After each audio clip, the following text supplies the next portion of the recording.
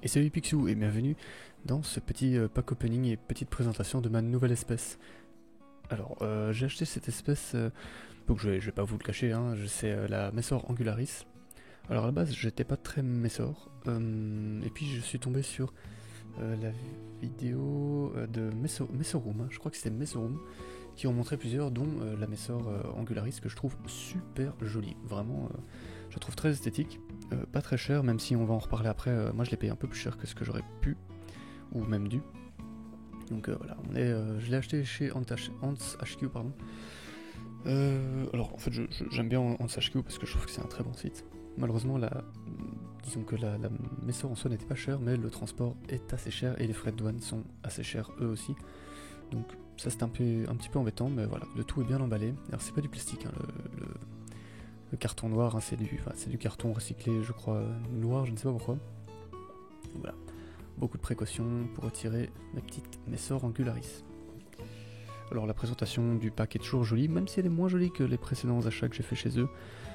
Ici on avait juste du papier bulle, donc voilà. Alors c'est une Messor extrêmement simple, d'ailleurs Messorum, j'essaierai de ne pas oublier de mettre le lien de sa chaîne en description, et de la vidéo en question aussi, et surtout en fiche.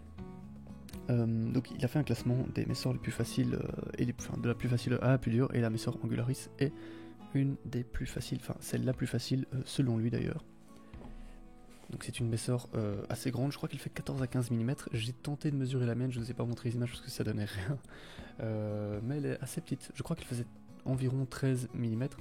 Elle ne se tenait pas droite, hein. La plupart des Messors se tiennent jamais vraiment droites, j'ai l'impression, elles sont toujours un peu recroquevillées, enfin leur gastre est toujours un peu recroquevillé vers elle. Donc on n'a jamais une mesure vraiment très très précise, mais voilà, petite présentation. Vraiment je vais essayer d'être le plus délicat possible, puisque ça reste une Messor, c'est une espèce qui stresse assez rapidement. Même si bon, je l'ai un petit peu regardé après, etc. Et honnêtement je trouve qu'elle ne stressait pas énormément. Malheureusement ici, à première vue, je vais rater le focus en la montrant. Mais voilà, j'ai d'autres images, bien entendu. Donc voilà, on voit sa tête, hein, très très très rouge, des pattes très longues, hein, enfin ça reste une reine, hein, mais... donc voilà, normalement elle devait être entre 3 à 7, donc c'est ce qu'on... Voilà, quand je l'ai commandé, c'était indiqué de 3 à 7, j'en ai que 2, donc j'ai que 2 ouvrières. Mais bon, j'ai une nymphe, j'ai pas mal de larves. Donc je dirais que je suis un peu déçu, mais en même temps, voilà, je trouve ça marrant de commencer vraiment du début, quoi. Alors, pour l'endroit où je vais les mettre pour l'instant, je vais les chauffer donc vers les 24,7 degrés. Alors c'est très précis, c'est parce que j'ai fait des tests juste avant, j'ai fait entre 24 et 25 et ça tourne quasiment tout le temps à 24,7. C'est la température qui reste le plus longtemps. Donc en fait ce que j'ai fait, c'est que j'ai mis la petite sonde juste à l'entrée du tube, que j'ai entouré avec de l'essuie-tout. Ça c'est une technique que la fourmi gauloise montrait, c'est pour qu'il y ait un contact direct entre les deux.